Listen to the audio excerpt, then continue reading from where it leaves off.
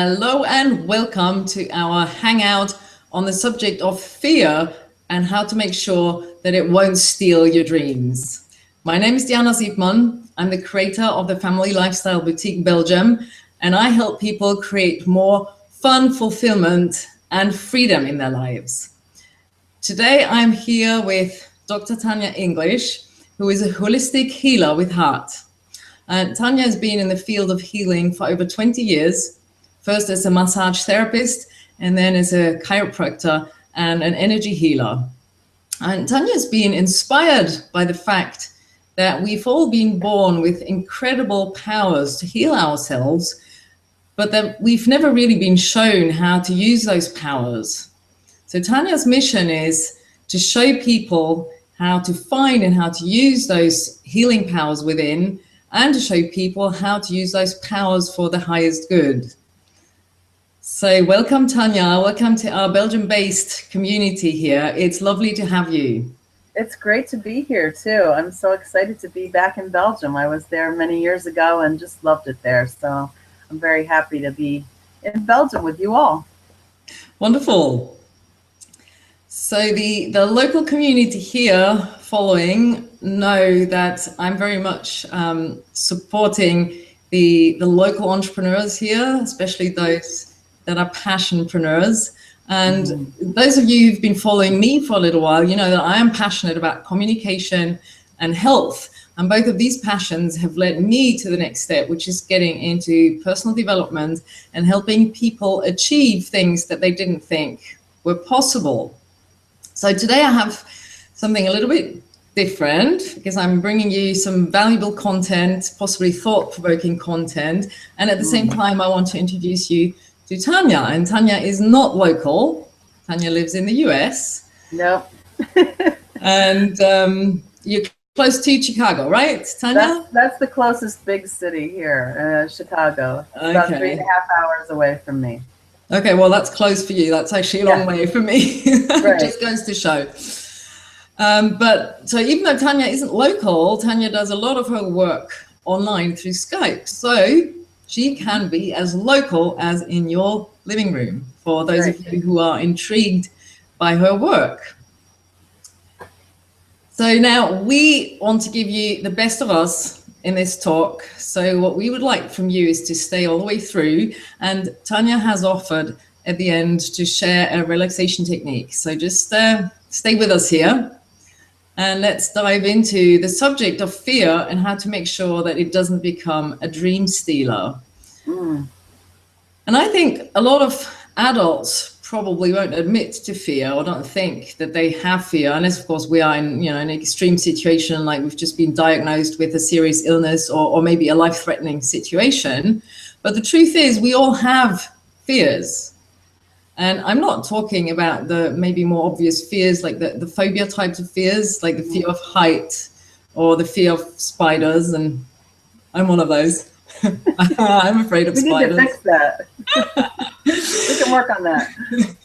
I'm talking more about the fears like, the fear of dealing with the demons from the past, the fear of change, the fear of rejection, the fear of coming out of your comfort zone, the fear of failure, and even the fear of success. And I think when we look at those types of fears, it's very obvious that they can get us stuck in our ways and that they can actually stop us from leading a life, full of passion and really getting those things done that mean a lot to us. And what strikes me is that sometimes we cover up those fears and call them procrastination. I'm sure you will recognize some of that. It's like I know I should still do those 5 phone calls, but I'll do them tomorrow. We call that procrastination, but isn't there a lot of fear involved in that? Here it could be the fear of rejection, the fear of not knowing what the other person will say, the fear that the answer is not the answer that we want to get. So we just don't do those phone calls. And there are plenty of other examples. And Tanya, I would like you to explain to us a little bit how this works. How can fear paralyze us and stop us from doing the things that we want to do and we know we should be doing. Sure. Sure. Well, those fears that you mentioned, along with the phobias, actually all come from the same place. They all are related. And I'm going to give you a quick anatomy and physiology lesson here. The way the nervous system works is your brain and all of your nerves are designed for you to survive. That's the job of the body, is to survive, so that you have a way to walk around in the physical world and experience it. I mean, I think you'd agree, Diana, that we're spiritual beings having a human experience, yes? Yes, yeah, I would agree with that. So, and Telyard was a very educated man who said that saying, and well, the reason why we agree with that is because we know we're more than just the sum of our parts. But right now I want to tell you about those parts real quickly. So you have two parts of your nervous system. One is called the autonomic nervous system, and that's the one we're going to talk about. The autonomic nervous system, you can think of that as automatic. For instance, you don't know what your liver's doing right now. You don't have thought control over what functions are happening in your body right now. They just happen. But the reason why they happen is because your body's either in fight or flight or rest and digest. Those are the only two things that the nervous system knows. So we have things that happen to us that might feel like we're not in survival. So if you have a negative emotion about something, then your body will go into fight or flight so that you can survive, because it's got to figure out what the danger is and then how to survive it, because that's the body's real role. Now, this doesn't actually have to be a life-threatening situation, right? No, it's just something that goes into a negative feeling. A negative feeling, basically all negative feelings are fear, all positive feelings are love. It's a good way to break it down. Love and hate are not opposites. Love and fear are opposites. So I'll give you an example.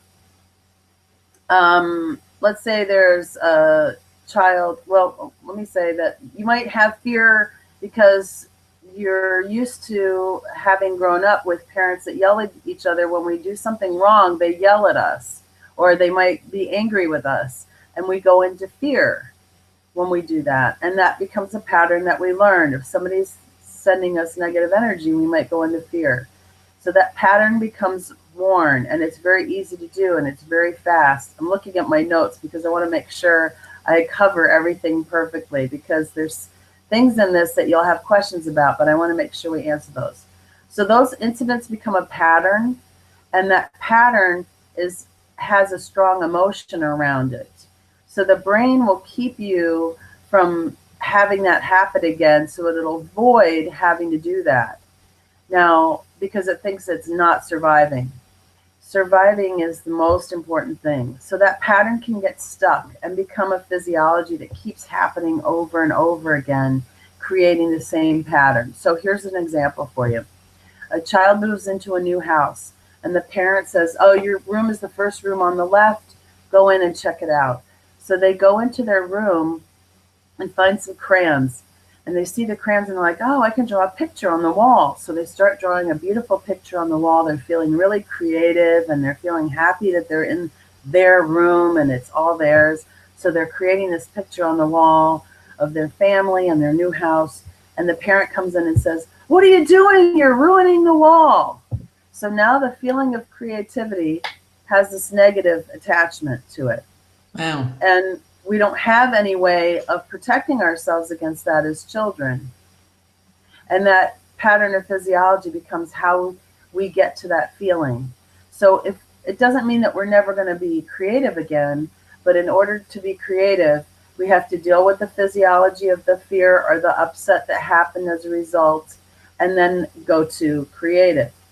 So when that keeps happening, first it might be like upset because I got yelled at. Then something else happens where you feel guilt, another negative emotion. So that physiology has to happen. And eventually these physiologies build up until there's a physical reaction that happens in the body. So the physical reaction would be a dis-ease. There's always a physical reaction, with the negative emotion.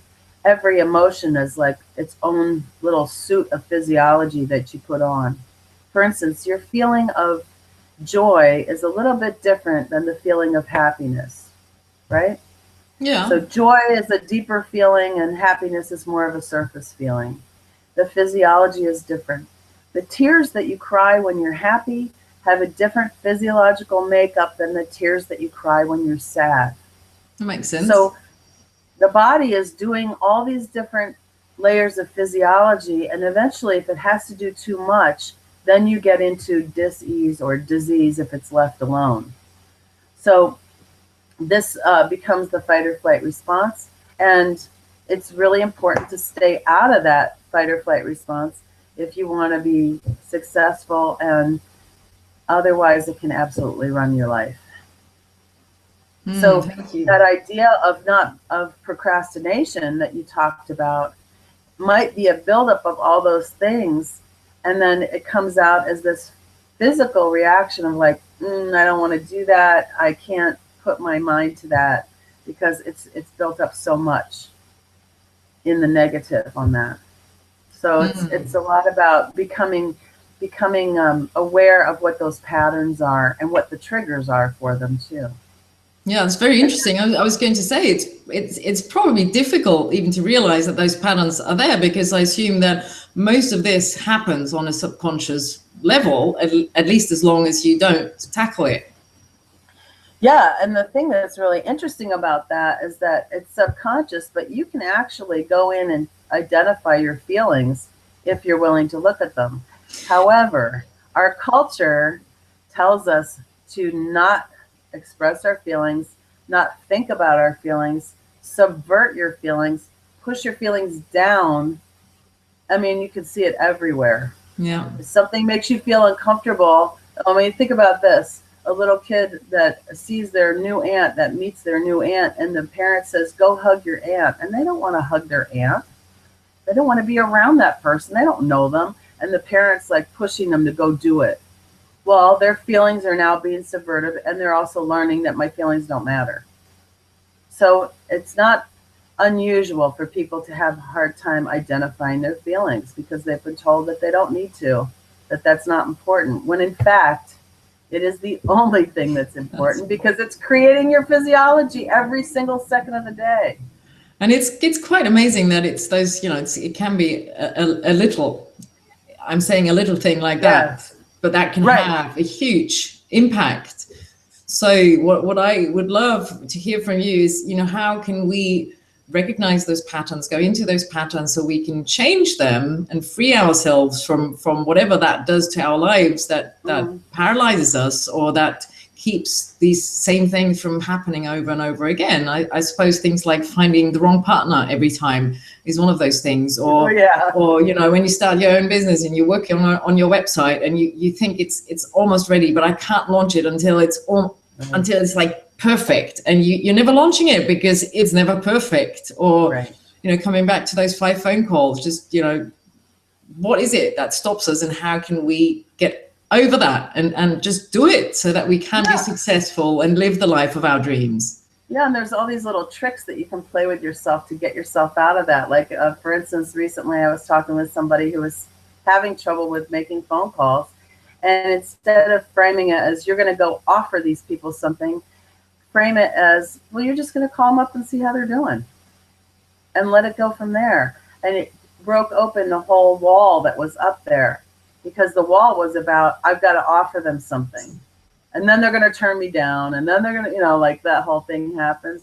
But if you're just calling and saying, hey, how you doing? I just haven't talked to you in a long time. Completely different experience, completely different feeling about what's going on. So what I do when I'm helping somebody with this is when I'm doing an energy scan, I'm allowing myself to enter the energy field of the client. And this is quantum physics now. This isn't Newtonian physics. Quantum physics, the time and distance are immaterial. We don't need to worry about that. So we all know that we are vibration, right? And that vibration is reaching so far. It goes as far as we need it to go. And so I ask for guidance from spirit and also from my guides and that are available to show me what is going on with that energy with that person. It may come as images or feelings, and then I report back to the person that I'm working with what I've found and what I've experienced in their field and where there's blocks and what's holding them up. And if the person opts to do clearing, then we clear those blocks and have transformation happen. And we do a series of visits like that, of sessions like that. It might involve bioenergetic synchronization technique, which is a technique I'm going to talk about in a second. It might involve emotional freedom technique. It might be guided meditation and or channeled prayer, which we do a lot of, because, you know, whenever two or more are gathered, there is God also. And so today, those are the few of the healing tools that I use. And I also teach my clients how to stay in the present time physiology, and that helps them do healing as well, because you can't do healing if you're not in the now. If you're in the past and you're in regret or you're in worry about the future, you can't do healing. So we have to get the body in present time. Sometimes the body will hold on to these patterns and you'll feel like soreness, and people say all the time, oh, I slept wrong. I'm like, well, you can't really sleep wrong, but you can have all this tension built up because the body isn't in present time. It's still doing something from the past. And when we do bioenergetic synchronization technique, which I can do in person or I can do through distance, that brings the body to a present time. And so in present time, there is no problem. In present time, the body knows how to heal. It's just we have to get it to be in present time. And that's what we do when we're doing healing. So the techniques one of the techniques I'm going to share with you at the end of this is one of those techniques that helps put you in present timing. Okay, well, I'm very, very curious about that. Now, if I understand correctly, if you're in present time, that also means that when you're doing these exercises, you don't actually have to go back to relive any of those possibly traumatic experiences from the past, because I think a lot of people would rather keep those things buried than to make a change in their lives. So that's great. There is a time when that's appropriate. And I'll tell you right now that you never have to relive it the way it happened, because it's never going to be as intense as when it first happened. Never, ever. In fact, what happens is, as you go through that, like it might be a writing exercise where you write it out, as you go through that, you feel your body clearing and lifting this, whatever the symptoms are that are happening. That just happened with me recently. I mean, I do this work with others. I also do it on myself. So just recently had that experience of saying, you know, I just need to write this down. I need to get it out. I need to write it down. And as soon as I did, symptoms dissolved. So sometimes that's important, but you may remember it or not. You may have the situation come up or not. Either way, it's never as intense as when it first happened. And this works really, really well with people that have PTSD or other trauma, because in fact, it's what I use to remove phobias too. It's really fun to do, because while you're experiencing it, you can feel the change happening. I mean, I know that happened for you a little bit when we were working together too, is that you feel the thing happen and you're like, what was that? Something shifted. Yeah, it's that shift that. And it's those physiologies. Yeah. And it's those physiologies stopping. So can you imagine if you had to go to get to from point, well, let me do it backwards because I'm facing the camera. If you have to go from point A to point B, but in between that, you have to do this and this and this and this and this to get to point B. What I do is come in and take all that away, and you can just go to point B now. So instead of it being this heavy work that you have to do, it's really very light. And in the working of it, when you're actually experiencing the healing, it almost feels like puzzle pieces dropping together, dropping in. So you have like, oh, epiphany. Oh yeah, that's how that fits in. And I don't ever really know what you're thinking about when I'm working with you. So I don't say, okay, tell me exactly what it is that you're thinking about. So that way the person doesn't have to repeat anything to me to tell me, oh, it's about this horrible situation that happened. They don't have to hear it again. I Okay. don't have to know what it is. They just have to follow my direction. And the direction might be, think about a time when you um, when you thought when you had a physical experience, a physical problem. Think about a recurring thought that you have. Think about something that happened in the past. Pick something. It doesn't matter what it is. You can pick the things that you want to think about. And then what I do, and this is with a bioenergetic synchronization technique, or BEST for short, I find a feeling that corresponds energetically with what you're thinking about, and then we clear it. It's very simple and it's very gentle, because especially gentle when I'm not in the same place with you, because I'm not even touching you. So it works really well. But that's the thing that's really fun about it, is that you'll think, oh, how is she reading my mind? How does she know that? But it's your energy that's telling me what to do. So it's not me reading your mind, it's the energy that's going, yeah, that's what she needs to work on. It's fascinating, really. It's still, I guess, for someone who's never heard about this, it's still quite difficult to grasp. So maybe can you just give us a few concrete examples of how your work has actually helped people make changes?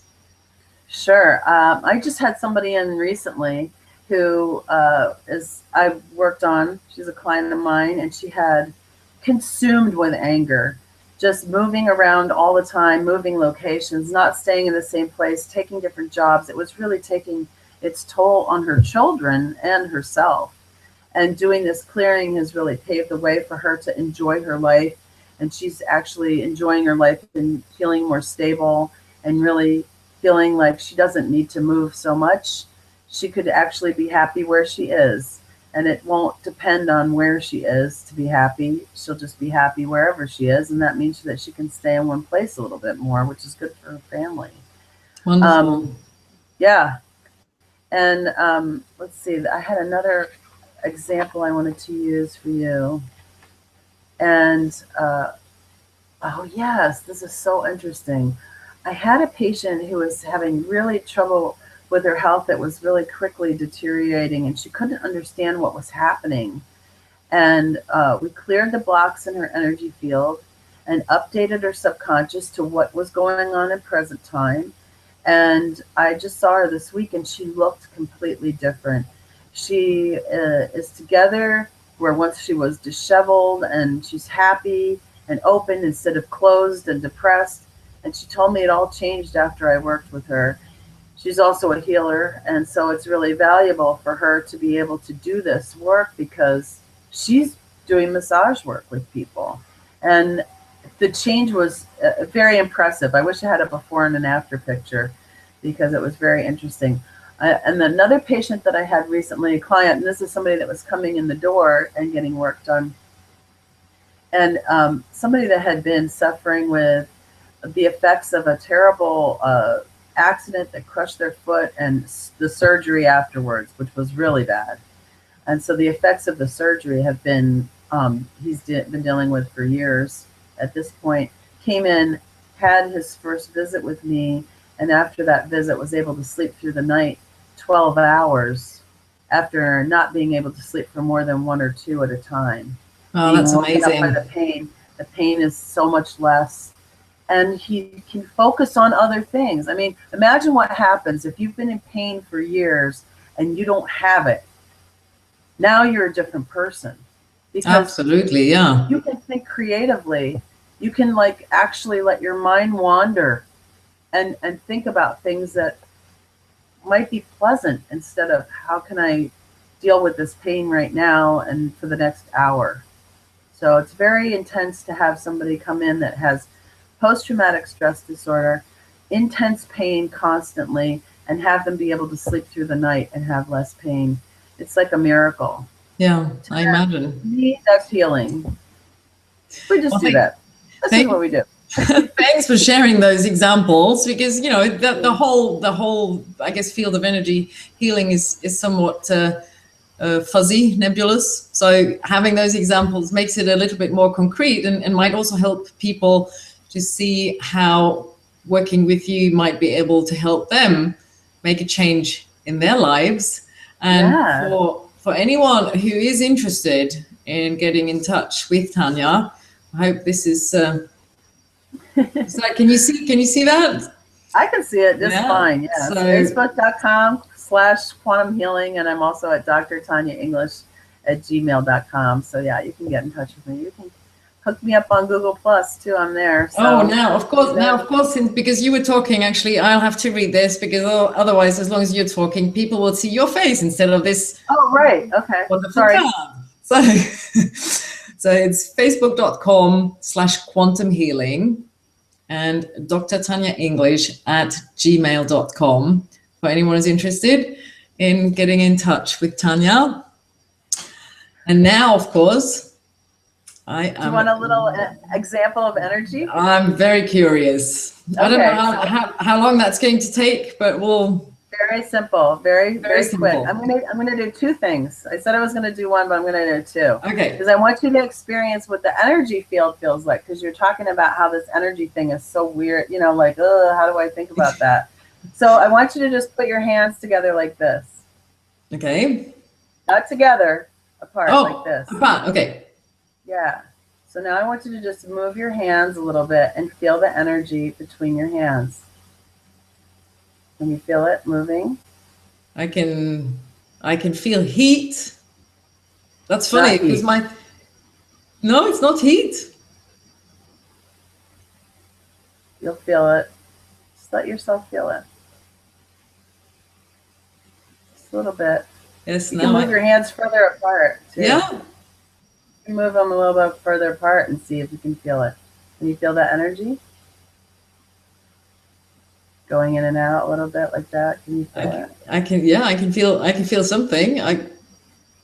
That's energy. That's energy. Okay, do this. Do this. Okay, I'm doing that. You're playing with the energy. You're just playing with it.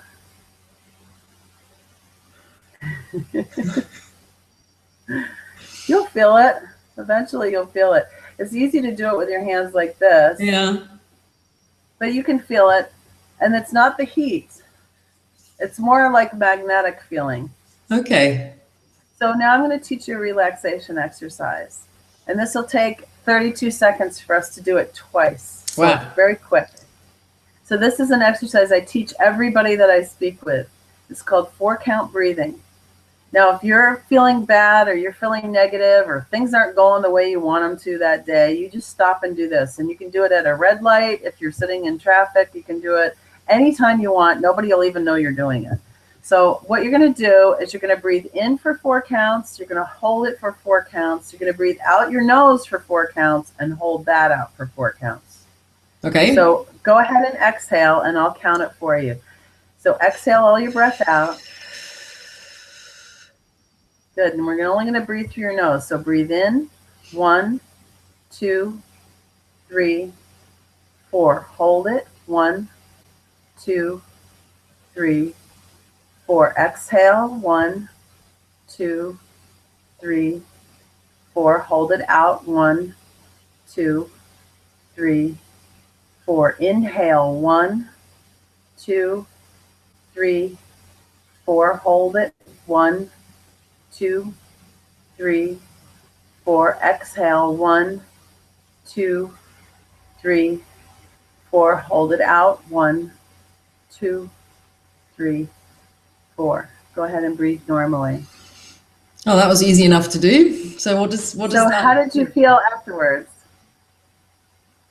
Did you feel any different? I think to actually feel the effect properly, I might have to do it without being on camera. That might be true. So I would definitely try to do that anytime, because when you do that breathing, what you're doing is you're controlling the one thing that autonomically you can control. So yes, breath is automatic. You don't have to think about it. But when you put your attention on it, you are in the now. You are in present time. And your body has to do what you're telling it to do. If you have a problem going to 4, just go to 3. If you have a problem going to 3, just go to 2. But what I'm saying is, if you can go to 4 when you're doing 4-count breathing, that's going to make a huge difference for you. And for everybody watching this, if you could teach that to a child, they'll learn how to take care of their emotions. I taught this to my son when he was in grade school and he was getting bullied. And you know, they always catch the retaliation. They never catch the first kid. They always catch the second kid. So I said, well, I want you to do 4-count breathing if that happens again. And so he came home one day and I said, how did it go? He said, oh, fine. I just did 4-count breathing and I was okay. Now, if a 4th grader can learn that, you can learn it and you can use it. And it's a really great way to teach children how to handle their emotions because it's going to put them into present time and in control of themselves. So what would it be like to feel like you're in control of yourself when you're in 4th grade? Wonderful. Pretty good. Wonderful. Yeah. Oh, Tanya, thank you. Thank you so much for sharing about your passion with us and for sharing this wonderful little exercise that anyone can do anywhere, anytime. That's fantastic. And I have to say, I'm one of those people. I struggle with my breathing. When I concentrate on something, sometimes I just think I forget to breathe. Obviously, I don't, but I know that I need to make sure that my brain gets more oxygen. So this is a great exercise that I will build into my daily routine. It's a wonderful exercise. And I'll tell you what connects us to life is our breath. There's a reason why it's called inspiration. And so if you're getting ready to do something that you don't really want to do 4-count breathing first and let that inspiration come and actually think the word inspiration when you're doing it. Think the word inspiration and breathe out stress and let it happen because, the world is yours. It's yours and you can do anything that you want with it. And you just have to be clear about your desires and then be okay with your desires. Be okay with having desires. It's a wonderful thing. And those simple techniques will really help. So thanks so much for having me, Diana. Really actually, what you just said leads me to what I wanted to just add here as a closing. And this is a quote that one of my friends just shared on Facebook. And now I have to go over to my notes. It's a quote by Robin Sharma. And the quote is, just because your past may not have been perfect doesn't mean that your future can't be amazing. Oh, so true. I heartily agree. I'm in that club. Okay. So thank you very much. Let's close it here. Thank you. All right. Thanks, Diana. Have a great day. Bye. Bye.